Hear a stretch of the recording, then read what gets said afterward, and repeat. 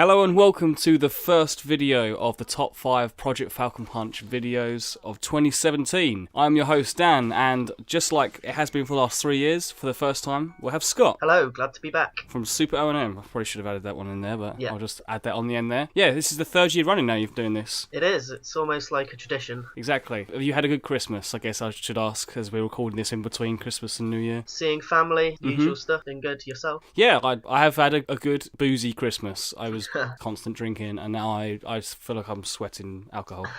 I'll try not to speak too loudly. I'll just start by saying I think it's been one hell of a year. Yes, definitely. So this was a hard list to come by, and I feel like there's some conspicuous absences when I trimmed it down. Could easily be a top 10 perhaps. Yeah, I think quite easily. But yeah, here are the top 5 I've come to, and number 5 is Mario and Rabbids Kingdom Battle. Ah, cool. I love this game. When they first announced it, it caught my eye. I think it caught a lot of people's eyes. It got a lot of negative reaction when it was first announced because not everyone likes the Rabbids. To be honest, I've never played a game with the Rabbids in. They never interested me. But I kind of had an open mind about this. Yeah, essentially it's Mario XCOM, right? Did you play much XCOM at all? Not the originals, but the new reboot versions. Yeah, I had the first one. But yeah, this is... I guess it's got more of a focus on like the traversal elements and movement. And I think that was kind of them taking the Mario theme, and they kind of almost tried to make it have these platforming elements. Like, you know, in the levels it uses a lot of verticality. Yeah, you can like sort of jump off of enemies' heads and stuff. Yeah, and jump off your allies and stuff, and it's all about chaining together lots of jump movements to pull off quite a lot of moves. But I found that a really good twist. It makes it really feel like its own game. It doesn't just feel like an XCOM that's been reskinned. Also hard as nails. Yeah, it was. Surprisingly challenging in parts, I think. You kind of expect it to be a Mario XCOM. You'd think, oh, it's going to be like XCOM, but easy for kids or something like that, right? Yeah. But the combat's surprisingly deep, I think, because of all that traverse element. You end up chaining together lots of things. Yeah, it's a fairly large skill tree as well that you can sort of like build up. I kind of ended up like using a core team and not deviating very far away from it when I settled into a team that I found I really liked. Who did you have like as your main 3? So I mean, obviously you had to have Mario, and of course you did, yeah. it may have been a little bit of a problem. Maybe my only complaint with the game is that you couldn't take him out the team, right? He was always there, so you couldn't try different combinations. Yeah, it was always fixed to 3 characters as well, which I kind of feel like if they do a sequel, they could definitely elaborate on that more and have like, have a few battles where it's 2 characters, or having like 5 characters or something like that. Yeah, it would open up more variety. Although it wasn't really lacking in variety, I didn't think. It had a lot of different styles of scenarios. But yeah, I had Mario and then Luigi, because I really liked his Mario and Luigi, their ability to shoot enemies that move. I love that move, yeah. When you both upgraded those, it meant, I think Mario had like 3 shots and Luigi had 2, which meant if you set up right, you could take out so many enemies in like the first turn. And then I used Rabbid Peach as my healer. I did use all the other characters, but probably only once or twice each, just because I wanted to try them out. Yeah, I think I had a rotation between like Luigi, Rabbid Peach as well. I think Peach, maybe even like Rabbid Luigi as well. I think because I like the draining ability, the vampire thing. I don't think that clicked with me. I didn't really understand how good it could be until I read about other people saying how good it was. I did the same thing actually. I barely used him in the first half, and then when I heard it was really good, I then decided to use him. I was like, oh wait, no, his move is actually really handy. Yeah, I kind of didn't put that together until afterwards, so maybe I would have used him more. It's surprising almost that it's not a Nintendo game. They did a really good job of capturing all the like charm and attention to detail that's normally in first-party Nintendo games. Yeah, like the humour is great as well. Like there wasn't any moment where I was like, oh, that was dumb. Like all the sort of cutscenes were like just a joy to watch. Yeah, the Rabbids are actually a perfect fit for this game. Like, definitely. And yeah, inventive bosses too, just to put that on the end. Okay, Scott, what have you got down for your number 4? Yeah, following my previous years on here, this is probably now my predictable choice in Monster Hunter Stories. Here's the annual Monster Hunter game. It is, although it's a spin-off from the main series, and it's actually a turn-based RPG that's more like Pokemon and how it plays. Like, it's not only a faithful replication of the Monster Hunter universe, but it actually expands on the universe and expands on the lore, introduces a whole new concept of being these people called riders. Right, so it is actually canon almost to the actual series anyway. I think it is canon. I mean, I don't know who's in control of the Monster Hunter canon and how important it really is. Rather than hunters who obviously just hunt monsters, the idea here is you're a rider who befriends monsters and rides on the back of them and fights with them in battles, which is an interesting spin. But then you explore the world and you're coming across all these settlements of hunters who have never met a rider before or haven't heard about this, and you get this clash of ideas, and they both come together and learn from from each other, I guess. It's a really long story, a good many hours, which is probably what you'd expect from a Monster Hunter game. What was the last one? Generations. How many hours did you put into that? Like over 100, wasn't it? Yeah, and that was one of my lesser played Monster Hunter games. Right, yeah. This came in under 100 hours, but I think about 50 hours when I completed the main story. But then there's a ton of extra content and side quests, and there is a big post game, which I never got that far into, only because of playing so many other games this year. And it looks great on the 3DS, as one of the last big games the 3DS will get, probably. Unfortunately, I think it probably will be a bit overlooked and forgotten because of when it came out, and being a spin-off of a already somewhat niche series. Do you think this could work well on Switch? Yeah, I'm disappointed it didn't come out on Switch. I mean, it doesn't do anything the 3DS is needed for. Like, it uses both screens, but not in any kind of innovative way. It doesn't really need touchscreen. Maybe they will do a port at some point, or a sequel, perhaps, that could get it to more of an audience. Monster Hunter isn't really my jam. Yeah. But then when I heard it was like a turn-based RPG, I think I downloaded the demo, and I'm yet to actually play the demo, but the way you're talking about it makes me want to go and play the demo to see if I like this. I think it's well worth playing out the demo because, yeah, for anyone who played Pokemon, they'll instantly be at home. But it does its own little variations, so it's not just you're fighting with the monsters, your character's there fighting alongside them too. So, but yeah, I think it does enough to stand alone on its own. Okay, cool. What have you got down for your number 3 pick then, Scott? Number 3, remaining on the 3DS, but to a game released earlier in the year, and it's another RPG. It's Evo Oasis. I thought you were going to say that when you said another 3DS game, because again, I've not played this, and I think there's also a demo for it. Yeah, I think there is. This kind of got overlooked because it came out around the Switch as well, didn't it? Yeah, it came out in June, which I guess is just after. But yeah, so another RPG on the 3DS, which I didn't think 3DS games were going to be in my top 5 this year, but but here's 2 of them. My RPG niche really is for RPGs with settlement building mechanics. Like, right. Oh, okay. I didn't know this game had that, actually. If you think, I don't know if you ever played Dark Chronicle, or Dark Cloud 2 as it's known in some places. Even Fallout 4, which is a Western RPG, but I got really addicted to the settlement building in that.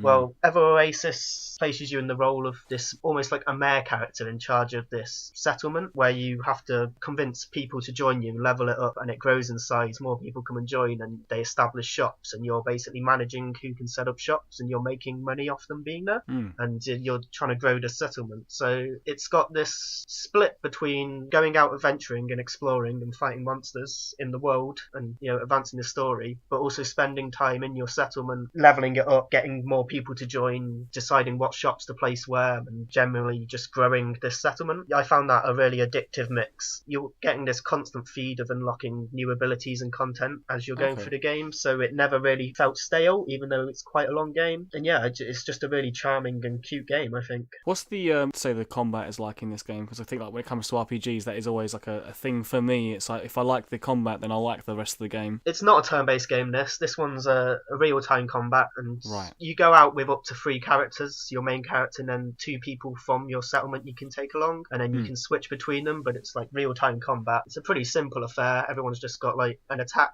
and then their like special move. It's quite fun, it's quite quick. It's nothing to, you know, write home about, but it's serviceable. The dungeons in it are sort of Zelda-like, or Zelda-light. Are there puzzle elements to it, or is it mainly combat? Yeah, there's a lot of the puzzles, so the special abilities that all the characters you can choose to bring, depending on what race they are or what weapon they're using, they can activate different puzzles. So you have to bring along the right person to get through the right part, or to unlock a chest, things like that. So nothing that's going to leave you scratching your head, but enough to keep you engaged. Is the story interesting enough, or is it not really a driving force at all? It's a pretty simple story. It's basically, you know, good versus evil, but it's got this pretty meaningful message behind it, which is about, I guess, multiculturalism and togetherness, because you have these different races, and the whole idea is that you're bringing them all together. They have a lot of prejudices against each other, but you're overcoming those, and that's kind of the message behind it. So a good little story for what it is. It's just a kid's game, really. And also, yeah, I think it's the first like original game by Grezzo. Yeah, they're the people who did 3D ports of Ocarina and Majora's Mask. Yeah, exactly. So I guess that's why it's probably got a bit of Zelda influence in design. Alright, and Scott, what have you got down as your number 2? Number 2, we're changing console here, and we're going to have to go way back to January, because it's Gravity Rush 2. Oh, okay. I thought you were going to say Resident Evil then, but yeah, okay, Gravity Rush 2, yeah. I was a big fan of the first game. This is obviously the sequel. I absolutely love it. I fell in love with it, and I played it for absolutely ages. It looks incredible, and it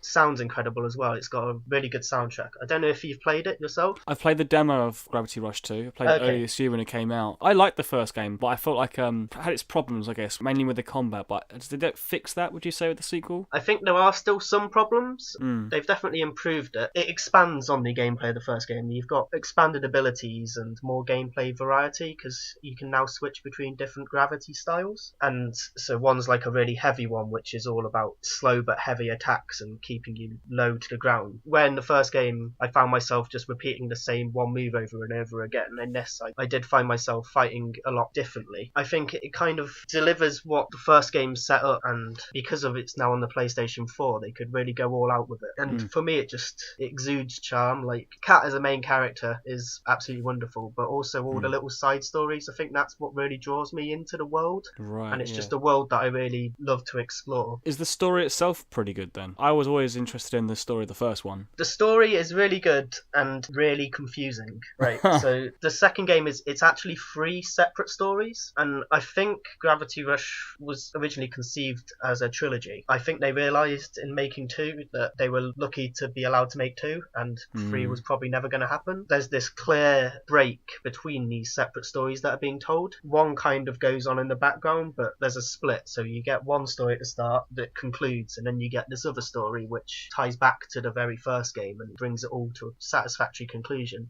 The problem with doing that is it's quite rushed and a lot can happen. You get this kind of tone shift as well between when it's trying to be really serious, but the game's also really not serious in a lot of places. The other thing I've really enjoyed in Gravity Rush 2 was something that's in a lot of games now, and that's the photo mode. Oh yeah. And in Gravity Rush 2, it's tied into the gameplay. You get missions where you have to take pictures of people. Oh, right, so it's not just some like cosmetic thing that you can do and post. The camera's like this actual item in the game. Yeah, that's cool. And then the whole online interactivity, which I think is being turned off now, quite disappointingly. Oh yeah, I heard about that. Yeah, like less than a year. Yeah, after the less game's than a out, year since release. People would find treasure in the game world and then take a picture of it, and that would get sent out and sometimes appear in your game from other people with a picture of where the treasure is, and then it became this treasure hunt where you had to recognise the photo and try and find the hidden treasure. A simple idea, but I spent quite a while doing that just because it was really fun. Just because it let you do the most fun thing in the game, which is just fly around with your gravity powers. It's definitely a beautiful game. I'm looking back at the footage I actually recorded way back when I played the game, and yeah, I forgot how good this game is. Like, the world itself is very vibrant. Yeah, and especially with the number of people moving about in certain areas, like, you get this feeling of the city you're in being alive. Yeah, definitely. It's probably one of my favourite games just to look at, like, visually. Alright then, Scott, what have you got down as your favourite game of 2017? So my favourite game of 2017, and possibly the greatest game ever made, it is The Legend of Zelda Breath of the Wild. Oh yeah, oh boy. What a game. That may have been an incredibly obvious choice. This is, I think, the first year that I've been doing these types of videos where I think this will unanimously be like most people's first pick, or if not in their top 5 if they played it. I'm imagining it will be, yeah. Yeah. What's left to say about this game in a way? So much has been said. I absolutely love it. The freedom of exploration and adventure in this is just unparalleled from anything I've ever played. And both me and you liked Skyward Sword, for example, which people like hate on for being linear, but I know that... Yeah, I actually really like Skyward Sword, but it is a completely opposite design principle, right? It was very linear. Skyward Sword to me is like the Uncharted of Zelda games. Sure. And I did really enjoy that because I enjoyed how that made the story really take centre stage. Are you saying that the Breath of the Wild is like the Jak and Daxter?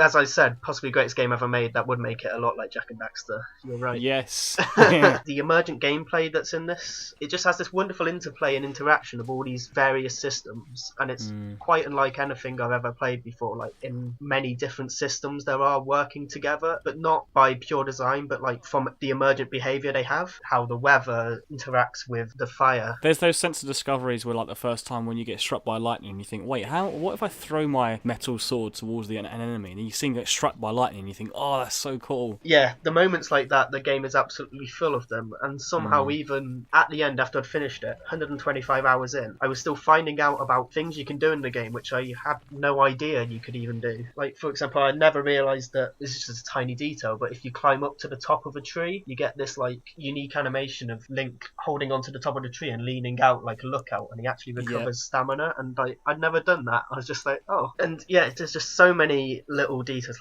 like the first thunderstorm that happened, that was like, I jumped a mile when I got struck by lightning.